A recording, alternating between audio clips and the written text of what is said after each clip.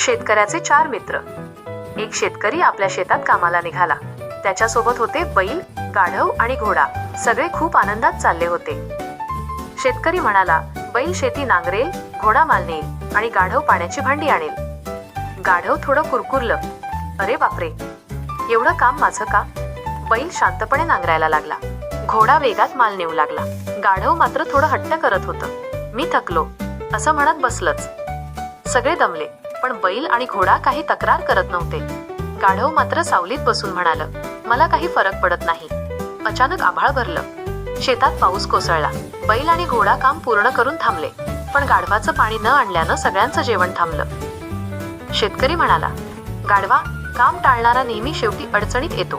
गाढव शरमून म्हणालं, आतापासून मी मेहनती बनेन. शिकवण, काम टाळू नका. प्रत्येक काम आपल्याला काहीतरी शिकवते.